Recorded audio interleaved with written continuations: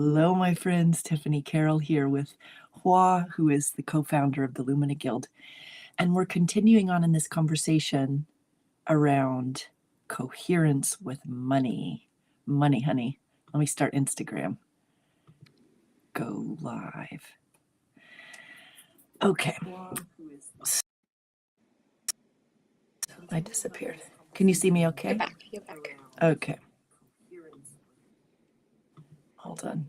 I'm listening to myself on Instagram at the same time. Okay. I think we got this. Oh, shoot. I'm listening to myself twice. Okay, there we go. All right, we're ready. So, I think money is probably one of the most. Oh, did I just disappear and reappear on the opposite side? I think it's the energy of Mercury retrograde. Everything is upside down. I couldn't get my camera to work, and now you keep flashing on and off. Oh my gosh, this is awesome. All right, we'll proceed one step at a time, and let's see what quirky things we can play with. Can you hear and see me okay? Mm-hmm. So I was just saying that I think that money is one area that can be the most challenging to regulate your nervous system in. I want to say this just in a even more kind of simple and playful way. Like, money stuff can really kick our ass. Money stuff can really kick our asses. And everybody has their particular money scenarios that are like their worst nightmares, and that are can really throw you for a loop. So we want to dive into one particular scenario. We'll start with your share around it, Hua, and then we'll weave in some practical tools in the time that we're together, practical tools experience, and then sign off. So recently, so many people shared with me about this, and I am personally experiencing it in some way or another. It is the idea of an expectation that a steady stream of income is easier for us to regulate our system around. However, a steady stream of income is not always the case for entrepreneurs, for business startups. It's really even for investment, for as the market go up or down, you can't guarantee a steady stream of income. And on a month where all the inflows seem a little bit just frozen off, the nervous system can feel a little bit unnerving and destabilizing. So I just want to bring this up because I know that a lot of our members and myself finishing a corporate job, giving up that steadiness of income to explore creativity, to explore creativity in a different way, to explore flowing money in a different way. And this topic does come up, so I just want to bring it up here to discuss how should we navigate it and how should we regulate our nervous system in such a situation. How have you been navigating it and regulating your nervous system?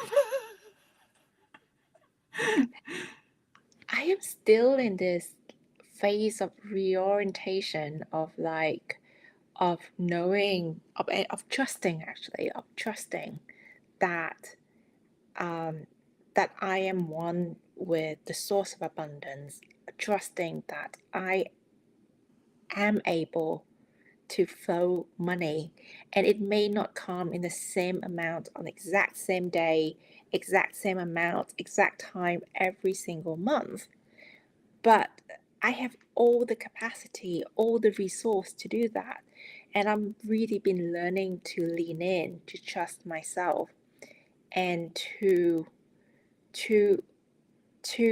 not be attached to the certainty of an amount in order to be able to open my mind, open myself, open my heart to more.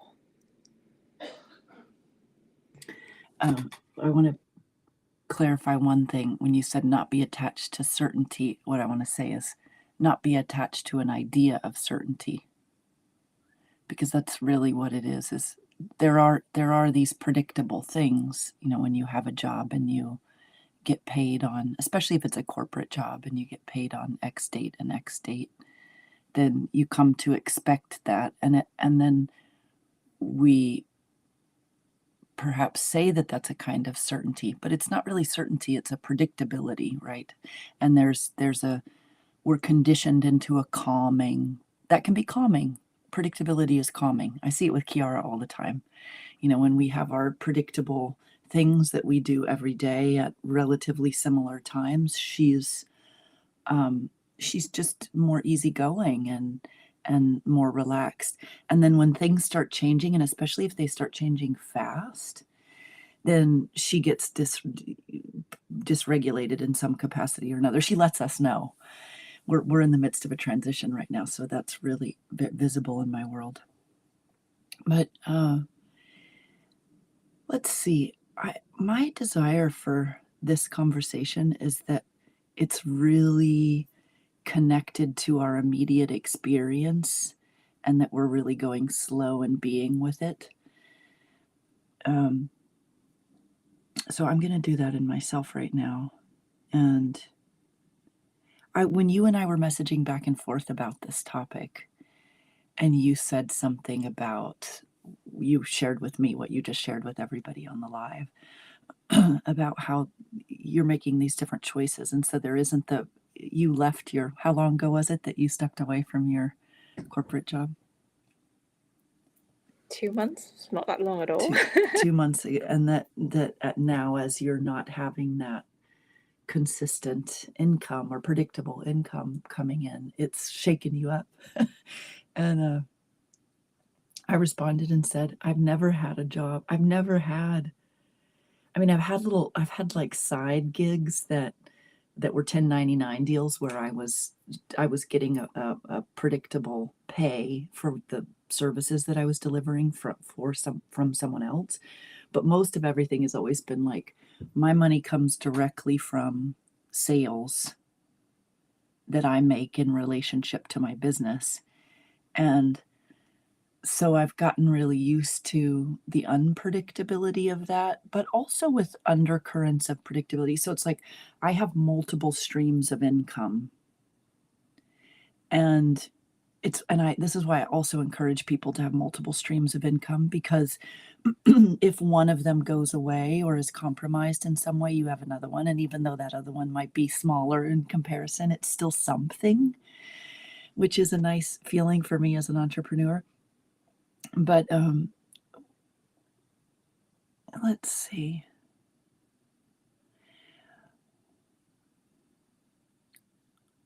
For me, I want to just speak honestly about what gets me dysregulated the most when it comes to this idea of uncertainty with money. Is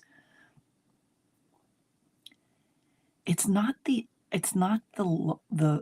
loss of predictability or the greater time spent in true uncertainty. What really throws me off are thought forms that I'm not going to be okay, that more money is not going to come, that, it's basically like when I'm full in it, it's just worst case scenario. It's like my body's in worst case scenario. There's going to be no more money. And what are we going to do? And even if I'm not thinking those thoughts actively, it's like, that's what I'm braced for. Oh my God, what if it all falls apart and all goes to shit? And I can even trace that back to my upbringing, to childhood, to repeated experiences of that energy flooding throughout the household. And now what I've been doing, because as you and I have been having these dialogues and talking really openly about it, and I'm in the midst of an entrepreneurial pivot in how the money flows. And just genuinely steadying myself through that is such a maturation process. And it, uh,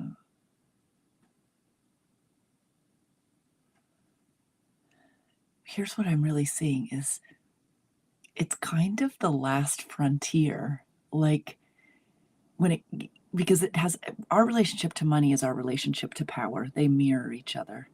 And so when I say it's the last frontier, it's like money stuff is the place where I'm going to speak for myself personally. It's the place where I can sort of regress or like freeze into an old freeze frame picture in my nervous system the fastest and the most powerfully. And so when I say it's the last frontier, it means it's the last place. Well, I don't know if it's the last, but it's a big one where when I practice shifting in the moment,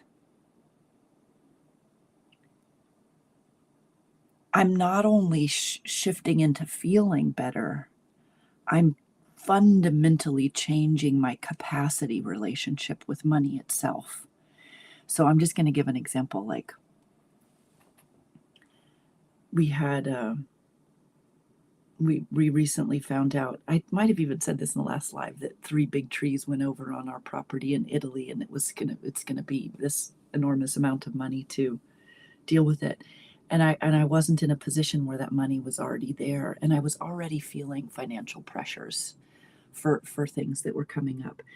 And so I just went into like, no, like a crying baby, really, is how I felt inside, or a toddler. I felt like a toddler, like, no, I don't want this. It's not what I want. Wah, wah, wah, wah, wah, wah. And then just presenced with myself so that the energy can move, because we can't let the energy move if we don't presence with ourselves. So I presence with myself, let the energy move, didn't make the experience bad or wrong, and didn't identify with any thought forms that said I was somehow a failure for this happening or for being in this position. It's the thought forms themselves, if I were to align with any one of those, that are the actual destabilizing force, not the circumstances. And this is the final thing I want to say about that. If you look in nature, nature doesn't have harvest time all year round. It has cycles, and I think those same cycles are there with everything in life, including money. So just to normalize that, predictability with money changes, and it doesn't mean you've done anything wrong. And then the question becomes, okay, how do you journey with yourself in relationship to it? And this is where I'll pause, and I'd love to hear what you have to say about that. So just reflect back to you, right? So unpredictability is a given. Unpredictability of money flow, of life circumstances, of trees falling on the road, all of that can happen any moment. And then what comes after that is thought form, and the mind kicks in. And the mind kicks in really to protect us. The mind kicks in to have all this negative bias to protect us from the worst case scenario. And then we choose to have agency. We may choose to have agency and presence with ourselves, to regulate our nervous system, to be with ourselves, to be with the parts that feel really raw and really vulnerable in such moment, to to to really reassure ourselves and the parts that are going is getting a bit nervous. And we have the choice to do that. We have the agency to do that in every single moment. So I love it that I think from what you shared, I take away 2 things. Firstly, is normalize unpredictability and changes, because this is the world we live in. And secondly, is just being present and being really gentle with oneself in such moment to reassure that part of ourselves that maybe a small part, a young part of us that wasn't looked after when we were young, um, that weren't like, you know how Kira, she's going through a transition and you are there for her.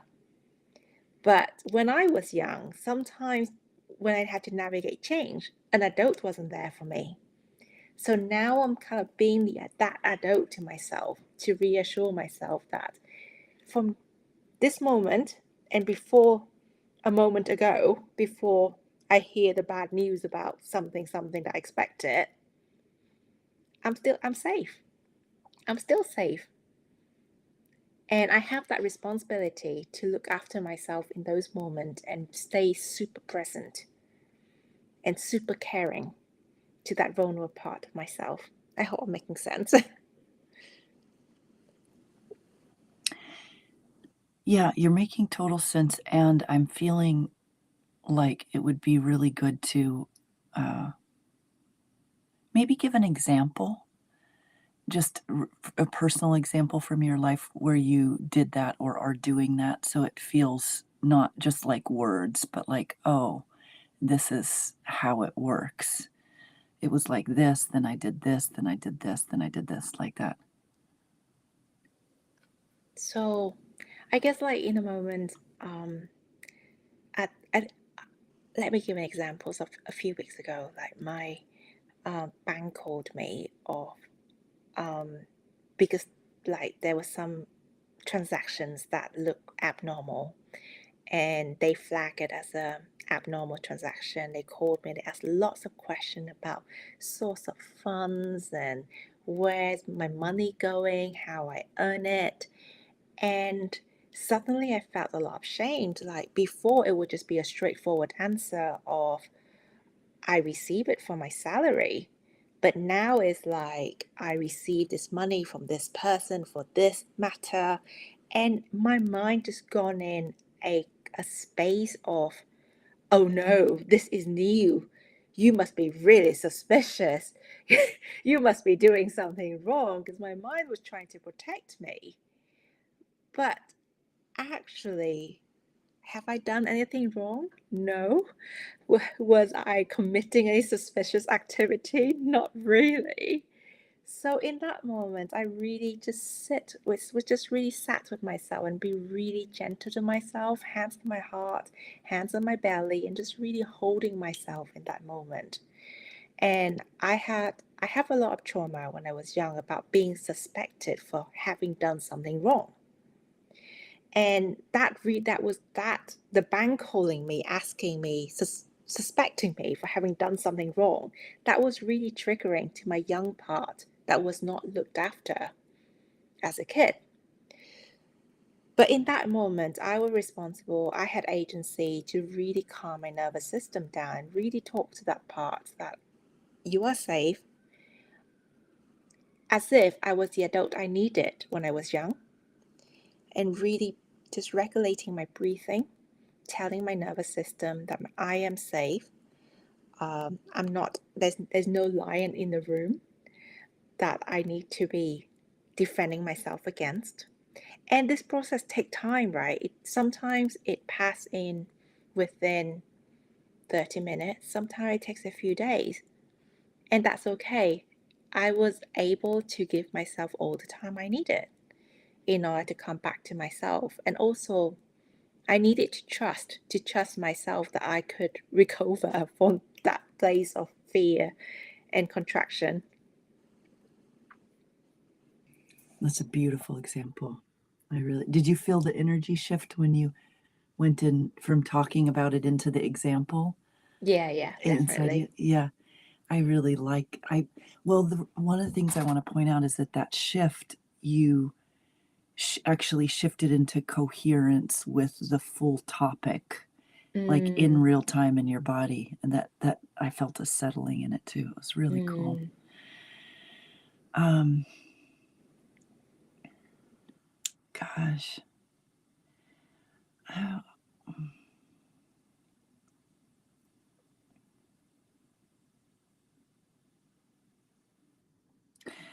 there's something coming right up to the top of my sort of my heart, that wanting to come out from my mouth is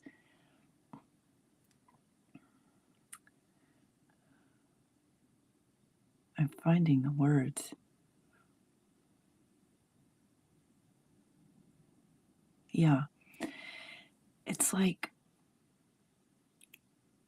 I don't know about you, Hua, but and I imagine that people listening to this can relate to what I'm about to say. I'm a person, I mean, I've been in the realms of human transformation for now almost 35 years, 34 years, like actively in that realm of working with other human beings as they're wanting to change something, grow into something better, some better version of themselves. And uh, this, I liked this piece that I said earlier about the final frontier or something like that. I'm digging that phrase, the final frontier. This way of being with oneself where you don't have to bully yourself. Like you don't have to, because I have experienced years of trying to get myself into some way of being that's the right way, that's the way that's going to help me make more money, or the way that's going to help me blah blah blah, fill in the blank, or the way that's going to help me feel better. They're all good intentions, honestly, like good and true intentions coming from me to expand, to grow, to flow more money, to be of greater service. But if I even a little bit try to shove myself into one of those areas in any way other than just being present, listening, and taking an immediate loving action, if I try to operate any way other than that, I just get, I, I just feel like I'm carrying an old pattern forward. And this old pattern, at the foundation for all of us, by the way, of anything we call an old pattern that's unwanted. Oh, this is going to be really cute, but the old pattern is just woke up. I, Rory is Rory's gone, and I don't have a sitter yet, so we'll come into summary mode with this. But Kiara, you're on a live stream, just having woken up. What was the last thing I said, Hua? Because I lost my train of thought. You were talking about the last frontier of this Oh, mode of operations, of yeah. listening and taking action. Okay, yes. So it's a form of love, actually, self-love and presencing. And anything other than that, like the real deal of doing that in the moment when I feel off, anything other than that just produces, oh, that's what it was, the same pattern. So at the core of unwanted patterns for all of us is the energy of the victim, the savior, and the one who victimizes. I'm getting ready to go into this in my coherence event that's coming up, but I can tell I'm not going to be able to talk much more with this wiggly worm, so I'm going to say presence is the beginning of coherence, and you can't fake presence. And we just modeled that here in real time. Yeah, so I'll give it, I'm going to mute myself while you maybe take us out saying a few more words and pointing to the Lumina Guild. Yes. So today is already the 27th of February, and we are bringing this month's theme of coherence into an end. It was such a beautiful theme. I think I will really miss it next month because I felt we really spent time to go deep within. I can't remember the facet for next month because each month in the Nourishment. Lumina Guild, yes, nourishment Nourishment. is a facet for next month, and now I'm really looking forward to it. So each month in the Lunar Guild, we pick a facet from the facet of Codex to really explore our relationship with value, our relationship with ourselves, with money, with wealth, and go really deep. We have very deep conversation on these topics. So if you're interested, join us in luminaguild.com. We would love to have you. Yes, Right. yes. I just echo that, and also letting people know that starting in April, so we're, as you said, 27th of February, starting the beginning of April, we have the Emergent Path Apprenticeship Program. And this is where you get to practice doing all that we talk about in real time while you're also birthing a creative project that's deeply nourishing to your whole being, and that allows you to flow in relationship to it, whether that's money or energy, etc. Okay, thanks, Hua. Thanks, everyone. We'll see you next week, and See you Hua, next stay week. on.